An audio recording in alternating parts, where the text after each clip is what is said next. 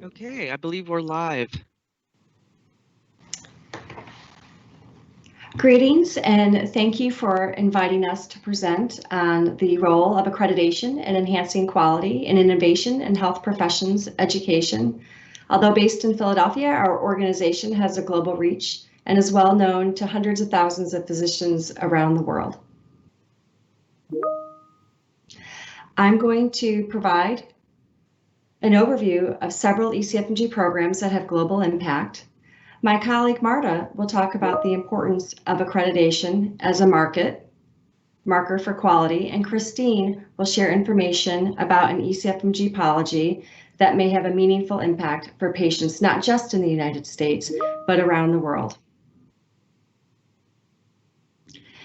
After World War II and the devastating impact on Europe, there was an influx of foreign-trained physicians in the United States, and ECFMG was established to assure that these physicians had basic medical knowledge and English language proficiency. In 2000, ECFMG established a foundation for the advancement of medical education and research. Together, ECFMG and its foundation, FAMER, are uniquely positioned to support and advance medical education systems around the globe.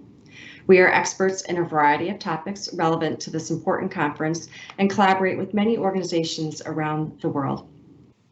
We are very familiar with world medical education systems, the authenticity of physician credentials, assessment of physicians. We do extensive research on physician migration and U.S. physician workforce. In addition, we follow very closely U.S. immigration policy impacting international medical graduates. I'd like to spend a few minutes providing a brief overview on 6 luminary programs that have global impact.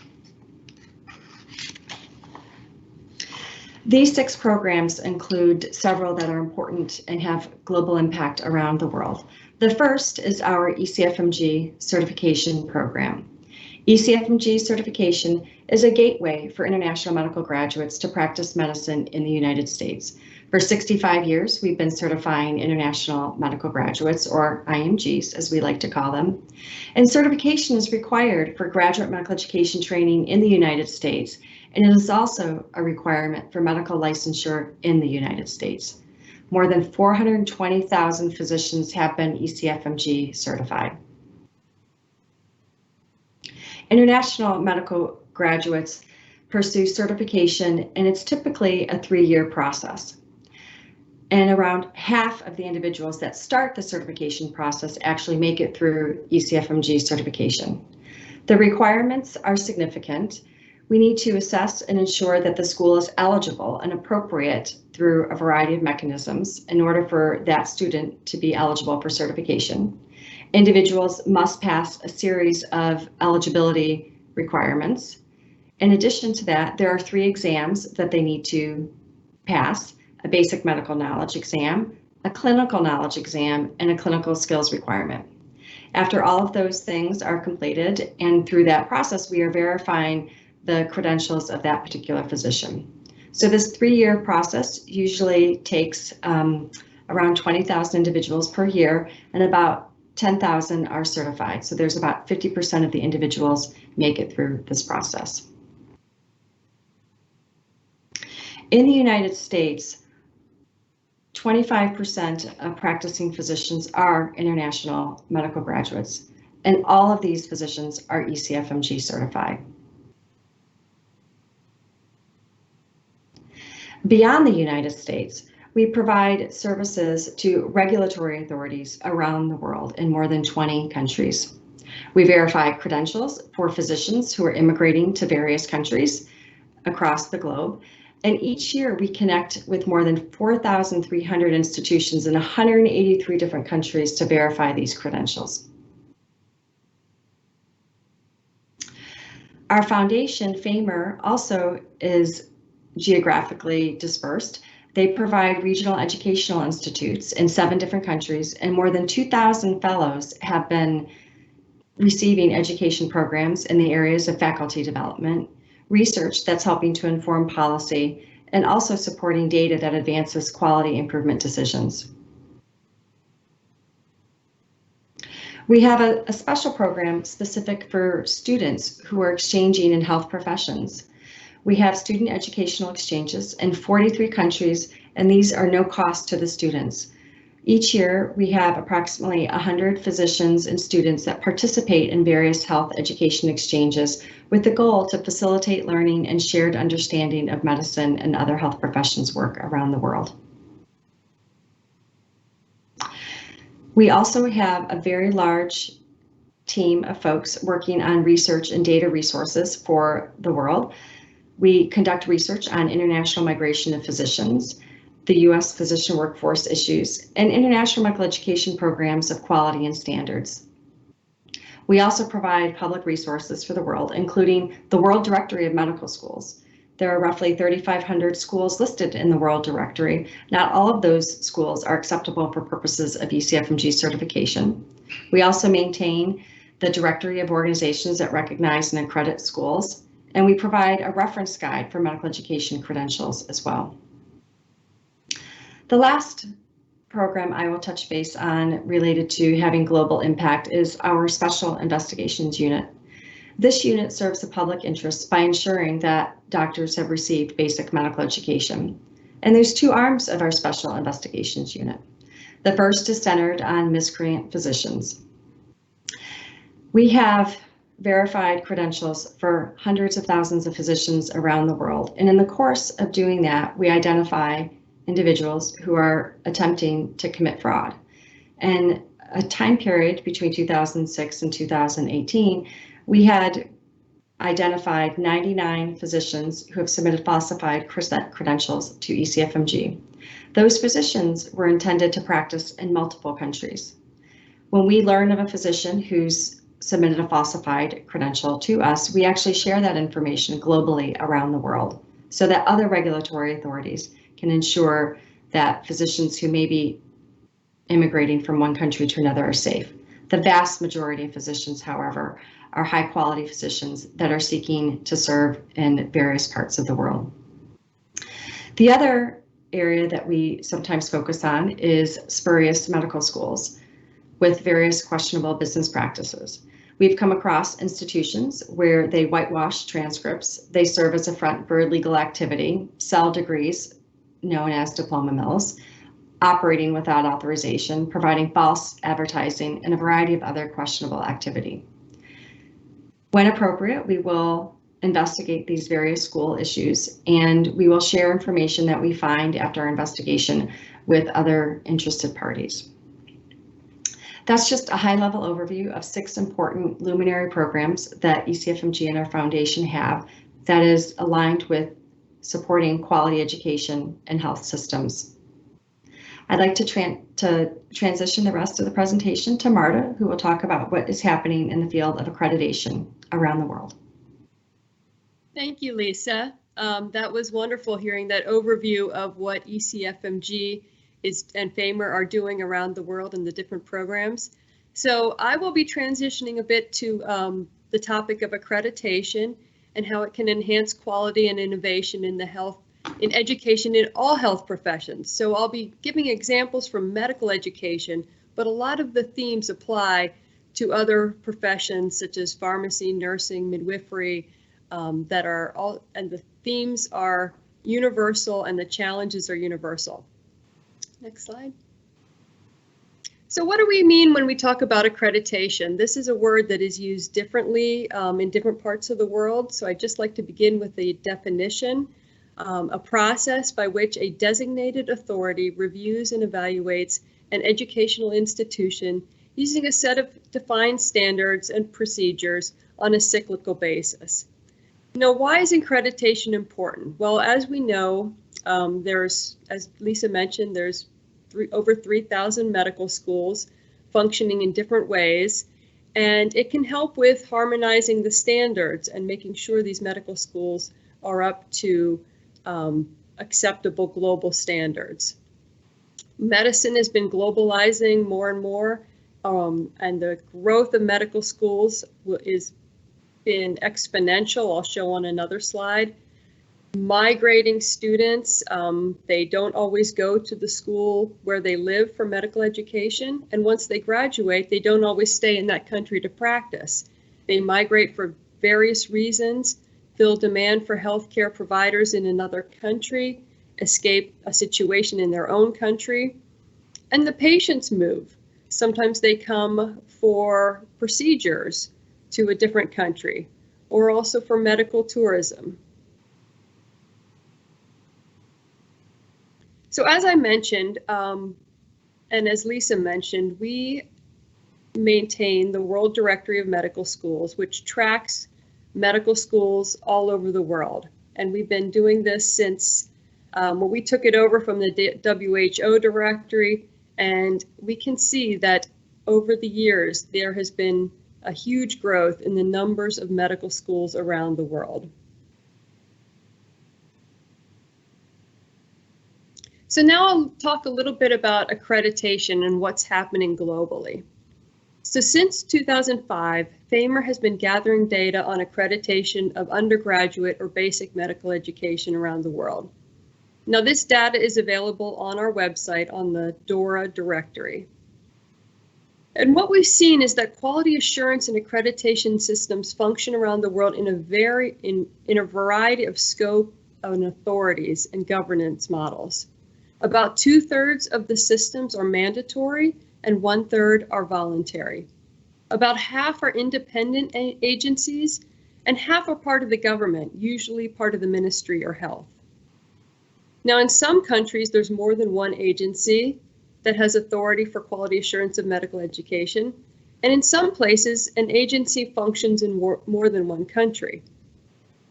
And over the past decades, we have documented the development of numerous new accrediting agencies and increased scope of current accreditation activities. And there's a variety in the processes they use and the standards they use to ensure quality medical education. So as you can see, prior to 1999, in the 2 decades leading up to it, there weren't that many medical education specific accreditors. Now, medical education could have had a process for quality assurance through the university level that looked at all professions, but there weren't that many agencies that looked specifically at medical education. But in the next 2 decades, so up until now, you can see there's been a huge growth around the world in agencies forming specifically to make sure that the medical education happening in their country is at a high level.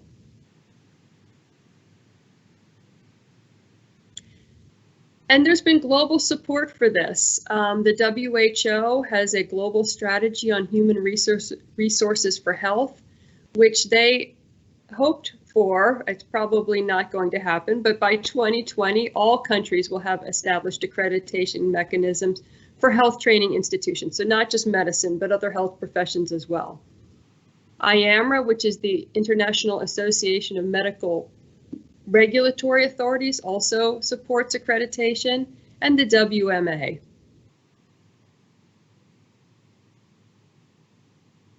Now, what I'd like to talk about now is the World Federation for Medical Education recognition program. So what this is it's a way to look one level up. So we have the medical schools, we have the accrediting bodies above them, and now the WFME recognition program ensures that the accrediting agencies are functioning at a high level.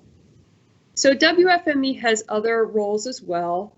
Their overall mission is to enhance the quality of medical education worldwide and promote high standards. They publish templates of standards that can be used at the basic medical education level, the postgraduate medical education level, or the continuing medical education, continuing professional development. So these are templates that an agency can use if they want to not necessarily reinvent the wheel, but see something that's already been done and is already in use and is a verified standard set that they can then modify for their own special context.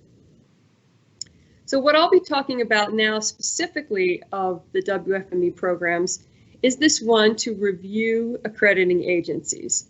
And it ensures that medical education accreditation is transparent and at an internationally accepted high standard. Now, the process includes document review, a site visit where a WFME team observes an agency team reviewing one medical school in the country, and also the agency making a decision on one medical school. The process to review an accrediting agency takes about 1 year, and once it's recognized, the term is for 10 years. Next slide. Okay, so here is the status to date. 23 accrediting agencies providing services in over 50 countries have been recognized by WFME. Some agencies are in the process of currently applying to review, and some are in the process of discussion with WFME. WFME expects that the number of agencies will increase once travel restrictions have been eased. The program is somewhat on pause for the moment until people can travel again. So this map shows the countries served by WFME recognized agencies in dark blue, and in medium blue are those countries where the agencies are in the process of applying to WFME. And it can be found on the WFME website, and any other information about this recognition program, such as how to apply and the criteria needed to be met to be recognized.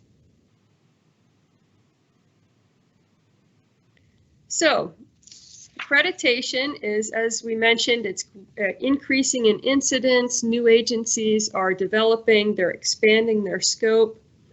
But what evidence is there that this is really doing what we hope it does, which is enhance the quality of the trainees who ultimately provide better care to patients? Every accreditation system should be based on evidence, and more evidence is needed to create more effective systems and efficient use of resources. Accreditation is an expensive process. It uses a lot of resources and time of people that could be doing perhaps other things with their time, but they are spent ensuring that the medical school is at a high quality. So they need to be doing that in a way that is a proven best use of their time. So recently, we did a scoping review. We looked at all the literature that's out there that describes studies specifically focused on undergraduate medical education, accreditation, and if there were outcomes related to that accreditation. And we didn't find that many. So you can see the next slide. There were 36 scholarship studies and 85 non-scholarship studies, which provides definitely a good basis for accreditation and learning more about it. But what we also found, which we thought was worth noting, is that most of these studies came from high-income countries, and also most were from North America. So the call here really is to encourage other agencies in other parts of the world to look at their systems, perhaps do some studies if they can, to make sure that their systems are functioning in the most efficient way possible based on evidence. So now I'm going to transition over to Christine, who will talk a little bit more specifically about accreditation and how it's being used in a new requirement that will go into effect in 2024. Thank you. Thanks, Marta. I'm Christine Schiffer, Regulatory Affairs Manager at ECFMG, and I'm delighted to speak with you today about ECFMG's 2024 Medical School Accreditation Requirement. So as Lisa touched on, historically, ECFMG certification has been really centered on the individual student or graduate. We have required that they, of course, spend time in school and obtain a medical degree. They have to pass exams, and then they also have to get their credentials verified by us. So there's been a lot of focus on the individual, but not so much on the school. Currently, ECFMG requires that the school be recognized as a medical school by the government of the country where it is located. And we also require that the graduates of the medical school be eligible for medical licensure in that country. However, given the concerns that you've heard about from Lisa and Marta, the growth of medical schools, the migration of medical students and physicians, the variability in accreditation systems, and also the small number of spurious medical schools in operation, we felt it was important to do more. So what could we do? No single entity could accredit all the medical schools worldwide. Yet there is clearly a need with the globalization of medical education for some sort of global standard. So as Marta mentioned, we decided instead of looking at the medical schools, let's go up one level to the accrediting agencies. So in 2010, we announced a new requirement for the accreditation of medical schools. And initially, this requirement was targeted for 2023. Earlier this year, we moved it to 2024 due to COVID-19 and the impact that the pandemic was having on accreditation systems and on schools becoming accredited. So in 2024, individuals applying for ECFMG certification must be a student or a graduate of a medical school that is accredited at the time of application to ECFMG by an accrediting agency recognized by the World Federation for Medical Education. And the goal of this is to stimulate international accreditation efforts, promote universally accepted standards for evaluating undergraduate medical education, enhance the overall quality of medical education worldwide, and protect the public. So this gives us, as you can see, a more balanced approach. Not only are we looking at the individuals, we're giving further scrutiny to the schools as well, and asking them to become accredited by an agency that has met global standards for their accreditation processes.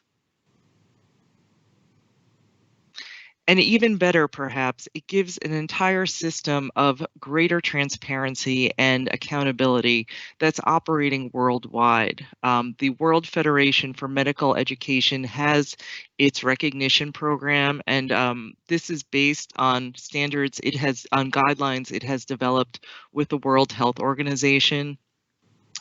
And its recognition program goes in and looks at the accrediting agency. Once the accreditation agency is recognized.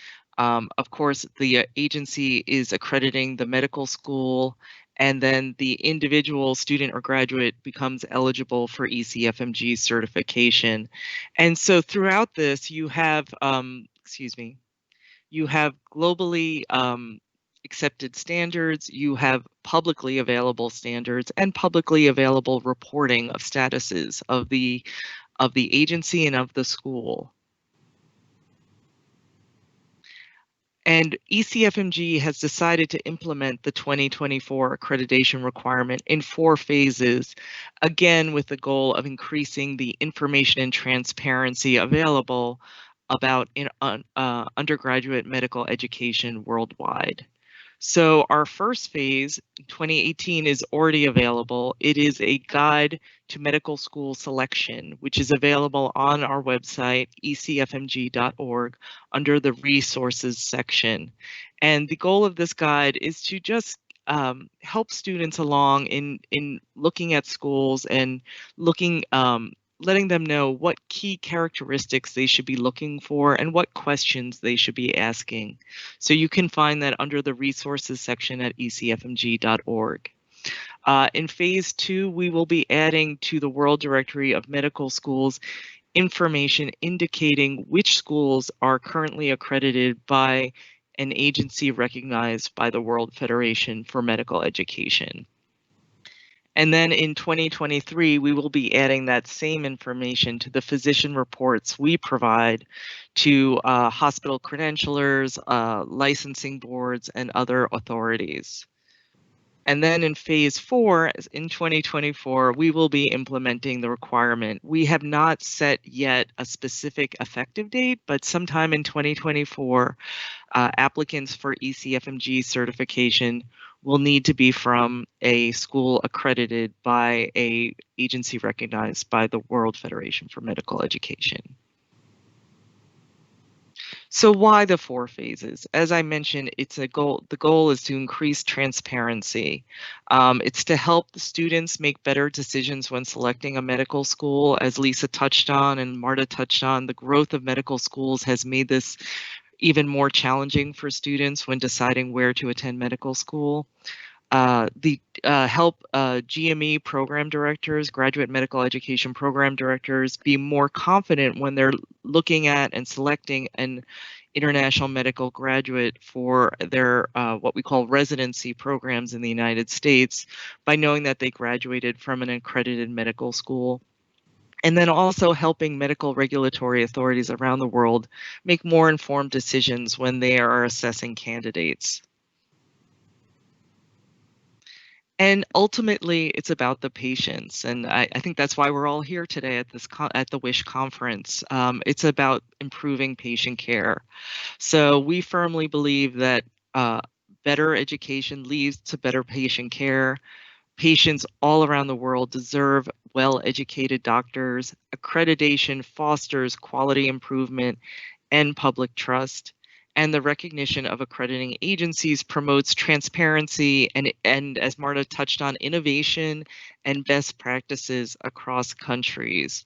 So we really believe strongly in the power of accreditation to help improve medical education worldwide, and we're looking forward to the further implementation of this requirement in the years ahead. And with that, we're very happy to take any questions you may have or comments. Thank you, Christine and Marta, for your wonderful overview of the important work you're both doing, as well as many of your colleagues throughout the world in advancing accreditation and helping to study efforts to further support patient care delivery. So we would certainly welcome any questions that you may have.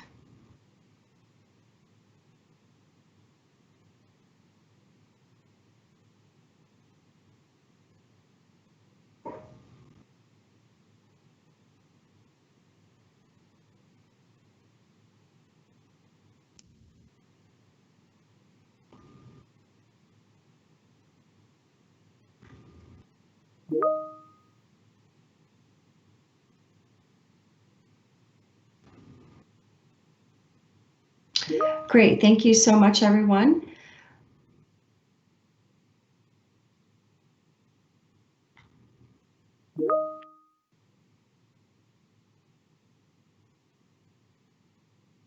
Marta, do you want to spend a little bit of time talking about the future of accreditation and where you think work will be going? Sure. Well, we don't see any or anticipate any slowdown of new agencies developing. I just actually last week attended a forum in Europe and found out about 2 new agencies that I'm going to be adding to the our directory and telling Christine about. So we don't, like I said, we don't see any or anticipate any slowdown in new agencies. Agencies continue to expand their scope. We see agencies being asked to function in other places outside of their own countries, so that will probably continue as well. With the recognition program, of course, we know about a lot of interest, and we hope to continue to hear about more interest as agencies want to go through the process. And I didn't mention the agencies specifically that have already gone through the process, but if you're interested, you can look on the website. The very encouraging and positive thing is that these agencies are from all over the world. They are not just ones that produce a lot of physicians coming to the US. They are from countries such as Sudan, Kazakhstan, South Korea, Japan, some in the Caribbean, Egypt, some in Europe. So it's really a lot of agencies that have gone through it just because they wanted to make sure that their procedures and standards were at a globally acceptable level, not necessarily because of the impending 2024 accreditation requirement. Great, thank you. So the future is looking really bright for accreditation around the world, and I think the hope is that with the support from the WHO and the International Association of Medical Regulatory Authorities, the World Medical Association, that additional accrediting agencies will be recognized as setting international standards, as well as schools that are seeking accreditation, so that way they could have a gold standard. I know one of the questions that I've been asked around the accreditation is, aren't we imposing standards that are not appropriate? And one thing that I've learned about the WIFME recognition program is that while the standards are international, they really are adapted to the local needs of the community. So that provides opportunities for organizations and schools that may not have extensive resources, but are meeting the needs of their communities to assure of the quality of medical education that are receiving. So when physicians cross borders to many countries around the world, and as I started the presentation sharing with you, we support 20 regulatory authorities, that provides confidence to the regulatory authorities in those other countries when physicians do cross borders, as they should cross borders to be able to continue to do so, that everyone knows that they went to a quality medical school. And making that information publicly available is some of the work that Christine is engaged in. Christine, do you want to talk a little bit more about how we may be making that information publicly available in the World Directory of Medical Schools? Thanks, Lisa. Certainly. Yeah, we've been working on a plan that hopefully we'll definitely see by 2022 to add to the World Directory of Medical Schools a notation. So when a student or anyone is looking at medical schools, they can identify ones that are accredited by a agency recognized by the World Federation for Medical Education, because we think this is important information for the public to have, medical students to have, regulatory authorities to have. And then we plan to also add that to the physician reports that ECFMG generates about its certificate holders, so that they're also, that information is shared more broadly. And again, it's all about increasing the transparency and the information available to medical students and other stakeholders about worldwide or global undergraduate medical education.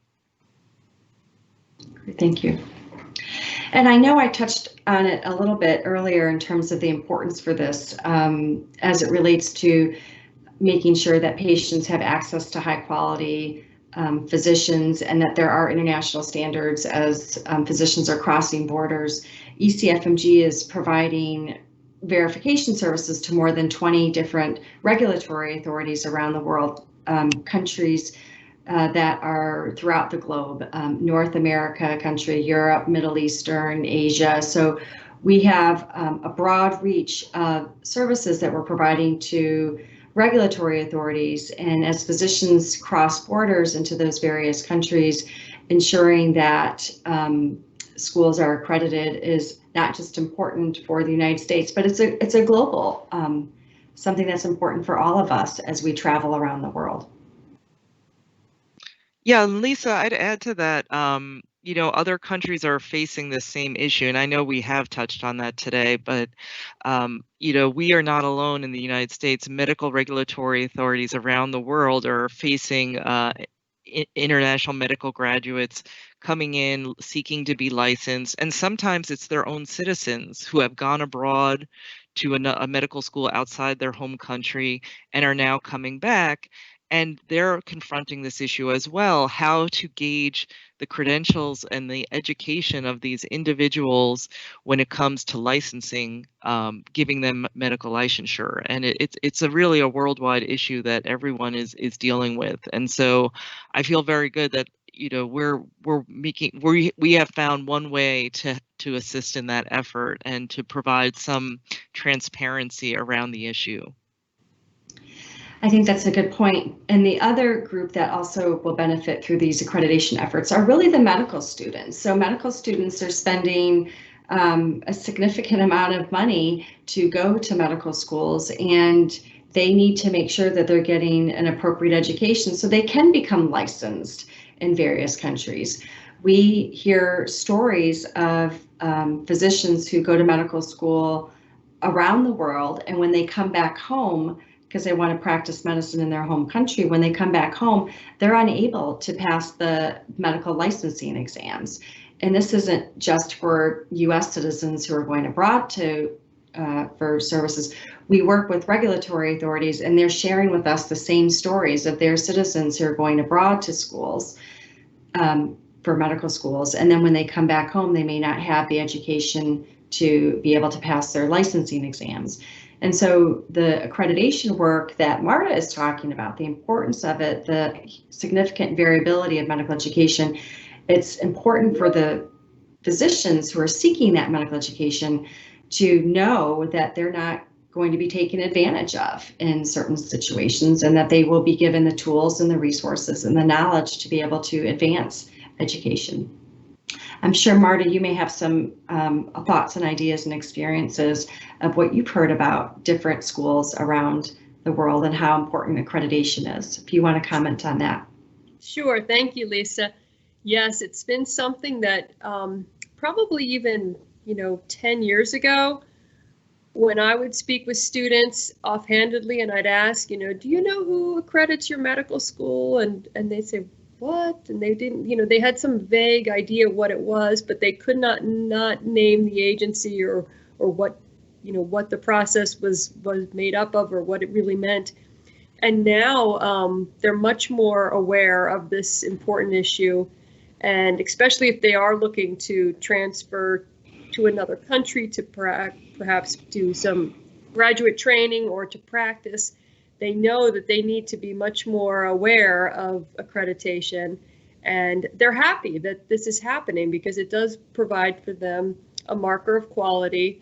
They understand more what exactly is going on, who they need to talk to, where they need to get verification, and they are very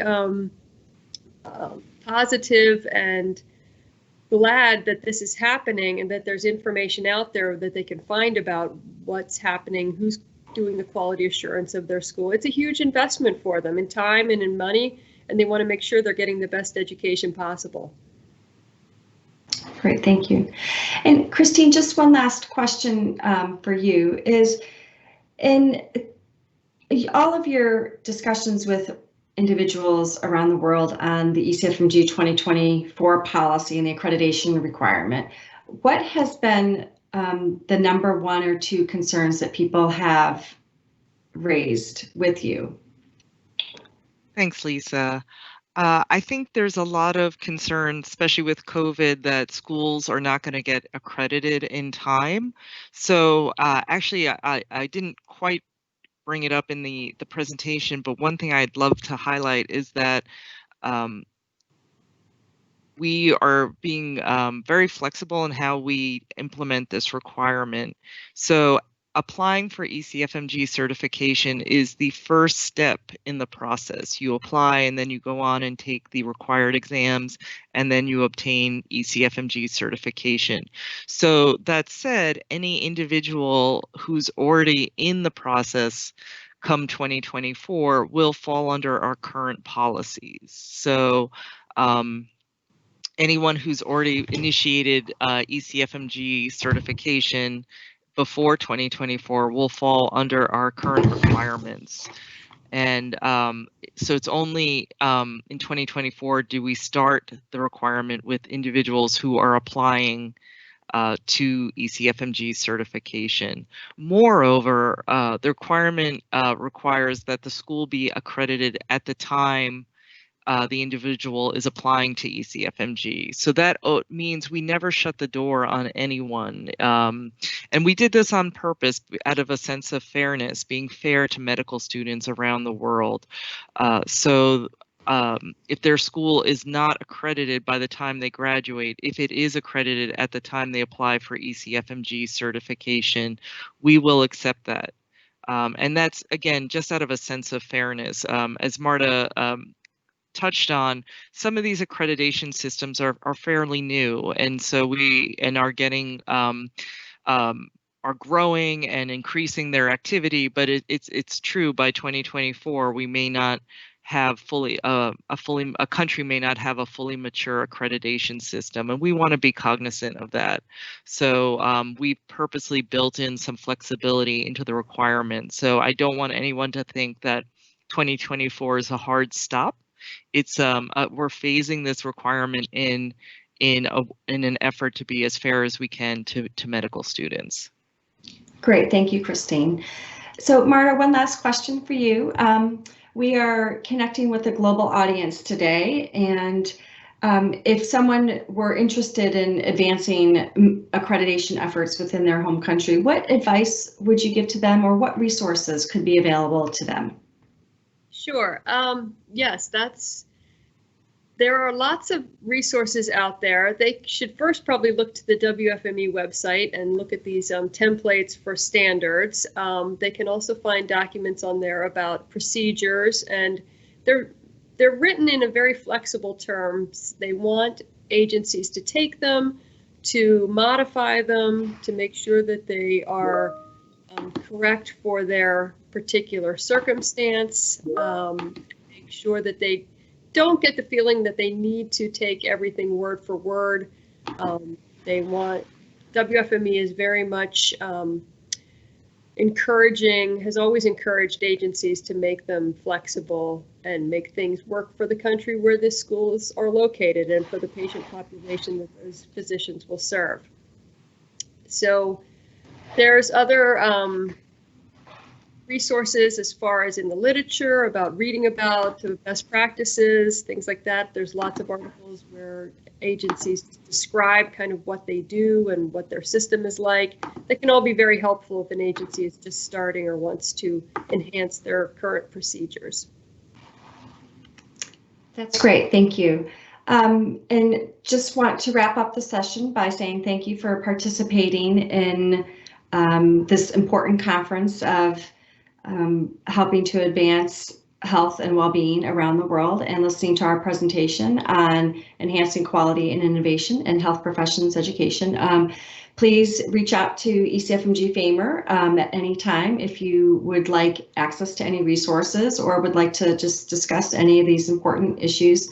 Please know that we are always happy to help. Thank you very much. Thank you.